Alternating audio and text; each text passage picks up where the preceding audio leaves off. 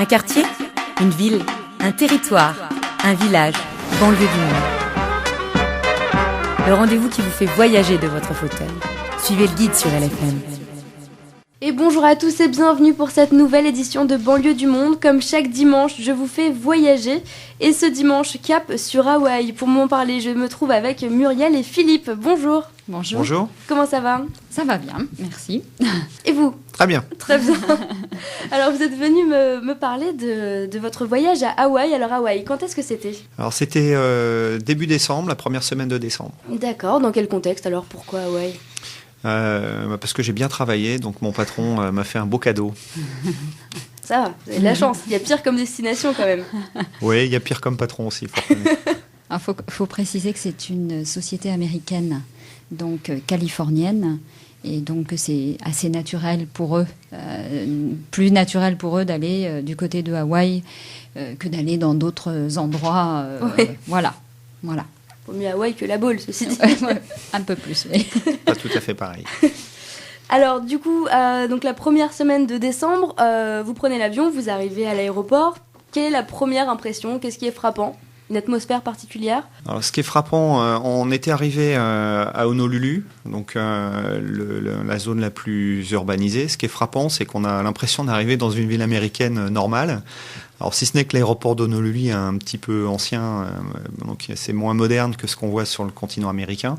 Mais le premier sentiment, c'est qu'on arrive aux États-Unis. Donc, c'est assez paradoxal, parce qu'on s'attend à voir des palmiers, des choses comme ça. On voit des buildings et du béton. Donc, ça surprend quand on arrive. Ça, c'est la première ligne, hein, c'est Oahu, Honolulu. Par contre, on a fait, donc Honolulu était une escale. Et le lundi, on est parti de Honolulu et on est allé sur l'île de Kona. Et là, par contre, l'aéroport est complètement dépaysant parce que pour le coup, on est au milieu des palmiers. L'aéroport est complètement ouvert et on a l'impression qu'on arrive au Club Med, en fait, avec des espèces de pagodes. C'est un peu étrange comme atmosphère. Et là, c'est beaucoup plus frappant, en effet, que l'aéroport d'Honolulu. C'est très amusant, en fait. Et voilà. ça a combien d'heures de vol alors, ces deux aéroports-là ? Entre les deux, 3/4 d'heure, c'est pas très loin. Après, de la France, on était passé par San Francisco, donc ça fait 17 heures de vol. Ah oui, quand même. Ouais. Et alors, en termes de climat, j'imagine que c'était un petit peu meilleur qu'en France à cette période-là ? Surtout à cette époque-là, donc on est parti, il faisait froid et beau mais froid. On est arrivé là-bas, il faisait pas beau puisqu'on est arrivé sous la pluie, mais chaud, puisque le climat à cette époque-là, donc c'est hémisphère nord, donc c'est en hiver aussi. Mais l'hiver à Hawaï, c'est 24 degrés, 23 degrés, c'est pas 2 comme on avait quand on est parti. Très pénible. Donc c'était plutôt chaud et humide Ouais. les premiers jours, ouais. Ouais. Vous avez eu un petit peu de soleil sur la fin ? On a eu de la pluie que le premier jour. Ouais. En fait, il y avait un gros orage accroché à la montagne sur l'île d'Oahu, donc il a plu toute la journée. Mais quand on a changé d'île, donc sur Big Island, là par contre il faisait très beau et toute la semaine il a fait un temps magnifique. D'accord. Et alors en termes de logement, comment ça s'est passé ? Vous étiez dans un club, un hôtel, une résidence ? Alors l'escale à Honolulu, on était dans un hôtel qu'on avait loué alors dans la zone touristique à Waikiki, parce qu'on est obligé à Honolulu d'aller louer un hôtel à Waikiki, donc on a fait comme tout le monde. Et ensuite sur Big Island, on était dans un hôtel donc là qui était payé par l'entreprise en l'occurrence, donc qui était un resort, donc un hôtel privé le long de la plage, derrière un golfe, donc un petit endroit paradisiaque. En fait, on avait choisi de faire cette escale, la première escale à Honolulu et donc sur l'île d'Oahu, pour visiter le musée de Pearl Harbor et le mémorial de Pearl Harbor. Donc c'est pourquoi on a fait cette première escale. Et après, on est allé sur l'île de Kona et on a été un peu plus les pieds dans l'eau. Voilà. Pearl Harbor, alors est-ce que c'était intéressant ? Qu'est-ce que ça vaut le détour alors, finalement ? Ouais, ça vaut le détour parce que c'est fait à l'anglo-saxonne en fait, donc c'est très vivant. Il y a beaucoup d'explications, c'est très précis. Il y a beaucoup de choses à voir. C'est très bien expliqué. Donc en fait, c'est une partie de l'histoire qu'on connaît peut-être un petit peu moins ou qu'on a un peu oublié. Enfin, pour ma part, j'avais quand même pas mal oublié de choses et ça resitue bien pourquoi les Américains étaient là-bas, pourquoi ils s'étaient installés à Hawaï et pourquoi et comment les Japonais ont surpris les Américains. Voilà, donc ouais, c'est très précis et c'est très bien fait et c'est très vivant. Donc, c'était très positif, si ce n'est ce déluge de pluie qui nous a empêchés quand même d'aller sur le mémorial. Parce qu'en fait, il y a un des bateaux qui a été coulé, qui est resté dans l'eau, qu'ils ont laissé tel quel, avec les corps même à l'intérieur. Encore, c'est une espèce de cimetière flottant. Et dessus, ils ont fait un mémorial. Et les gens donc prennent un petit bateau, vont se recueillir dessus et reviennent. C'est une partie, malheureusement, qu'on n'a pas pu faire à cause du temps, parce qu'il y avait du vent et que ça s'y prêtait pas bien. Donc, du coup, on l'a pas fait. Mais enfin, on a fait d'autres choses, on a vu d'autres choses. C'était pas grave. Mais c'était un peu dommage. Voilà. Donc, si vous deviez faire un top 10 des choses à aller voir, si on part à Hawaï, etc., ça en ferait partie, Pearl Harbor. Celui qui est intéressé par l'histoire, moi je dis que c'est super. Après, nous, c'est parce que ça nous intéressait particulièrement et que moi j'aime bien l'aspect historique et Philippe aussi, donc voilà, oui.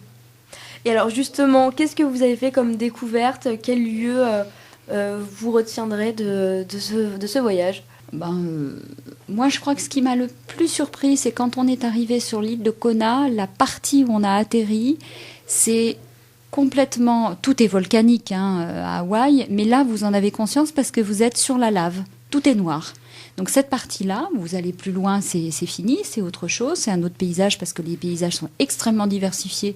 Donc vous faites quelques kilomètres et c'est une autre ambiance, c'est complètement autre chose et ça c'est très surprenant. Mais vraiment quand vous arrivez et que vous êtes sur un champ de lave, parce que c'est ça, c'est de la lave fossilisée, mais c'est de la lave, c'est très impressionnant, ils vous en voyez partout. Et voilà, donc ça donne une impression étrange. Et alors les plages sont en sable noir aussi, du coup, par rapport à ce paysage volcanique ou pas du tout? Alors en fait, on a pu constater au moins 2 types de sable, mais j'ai lu par la suite qu'il y avait en fait 4 types de sable sur cette île. Alors, en effet, on a vu une plage de sable noir. À l'hôtel, ce n'était pas du sable noir, c'était ce qu'ils appellent du sable poivre et sel. Voilà, donc un peu à la fois beige avec un peu de gris dedans. Mais il y a aussi, alors ils disent qu'il y a aussi un sable qui est vert. Mais ça, on ne l'a pas vu, donc voilà. Mais il y a, là encore une fois, les paysages sont diversifiés, mais aussi les plages. Donc voilà. Donc c'est extrêmement varié. C'est drôle parce que quand on pense à Hawaï dans le cliché, etc., on voit les surfeurs, les colliers de fleurs et les plages de sable blanc ou presque. On pense vraiment pas à ce paysage volcanique. En fait, ça dépend des endroits, ça dépend aussi des îles. En fonction des îles, il y a des différences assez fortes, même si elles ont toutes une origine volcanique. La façon dont les îles se sont construites, les époques, etc., ça fait qu'il y a une dominante ou une autre. Pour ce qui est de Big Island, en fait, il y a plusieurs influences sur la côte nord sur laquelle on est, et en général sur les côtes nord. Il y a eu des développements coralliens qui se sont faits, donc là c'est plus du sable corallien, donc blanc. Et il y a d'autres côtes, et notamment les côtes est ou sud de Big Island, où là par contre c'est très volcanique. Donc comme la lave est noire, le sable, les plages sont noires aussi. Donc ça tient beaucoup compte de l'environnement. Mais effectivement, le cliché, c'est les plages de sable blanc. Il y en a plein, mais il n'y a pas que ça. Et alors les surfeurs, il y en a tant que ça? Alors ça dépend sur quelle île en fait. De ce qu'on a vu, évidemment, Honolulu et l'île d'Oahu, ça semble être en fait le lieu majeur où il y a beaucoup de surfeurs, etc. Donc beaucoup de vent, j'imagine. Beaucoup de vent, beaucoup plus de vagues aussi, et puis d'accessibilité à la côte parce que c'est pas évident là-bas. Comme c'est très volcanique, l'accessibilité est plus difficile. Sur l'île de Kona, donc ou Big Island, là on n'a pas vu de surfeurs, je pense, du fait de l'accessibilité à la côte, ou alors on était du mauvais côté de l'île aussi, puisque d'un côté à l'autre, en fait, le climat n'est pas le même et l'accessibilité n'est pas la même non plus. Je doute quand même qu'il y ait beaucoup de surfeurs sur cette île, parce que c'est celle où les volcans sont le plus puissant et le plus actif. Ouais. Donc, je doute fort qu'il y ait beaucoup de surfeurs sur cette île-là, en tout cas. Vous avez vu combien d'îles au total? Seulement 2 du coup? Seulement 2, ouais. Deux. Bon, on n'y était qu'une semaine, donc Ouais. Alors, j'ai des collègues qui sont restés, qui sont allés sur Maui après, mais non, nous on a fait que rapidement Oahu et puis un petit peu plus longuement Big Island. Alors vous avez pu croiser des vrais, entre guillemets, des véritables Hawaïens. Comment vous avez ressenti cette population? Est-ce que ce sont des gens accueillants, plutôt froids, qui sont plutôt, ma foi, bienveillants avec les touristes? Alors, je pense qu'ils sont bienveillants avec tout le monde. Ils sont d'un calme et d'un côté facile et agréable. C'est assez impressionnant. Très gentil. On ressent souvent ça aux États-Unis, parce que c'est un peu la culture américaine d'être accueillant. Mais là, en plus, il y a un côté calme, posé. Les gens sont souriants, ils sont bronzés. Enfin, c'est un vrai dépaysement, c'est un vrai plaisir. Ils sont très gentils, ils sont très calmes, très souriants, avec ce petit côté, parce qu'ils sont quand même très américanisés, mais c'est aussi une population extrêmement diversifiée qui vient d'origines très diversifiées. Vous avez des gens qui ont des origines coréennes, d'autres japonaises, d'autres des origines américaines. Donc en fait, ça fait une espèce de mélange assez particulier, même au niveau des physiques. Vous voyez des physiques dont vous n'avez pas vraiment l'habitude, donc c'est un peu surprenant parce que vous n'avez pas l'habitude de voir ce type de personnes. Mais il en ressort un grand calme, une grande gentillesse, et ça c'est très agréable, c'est vrai.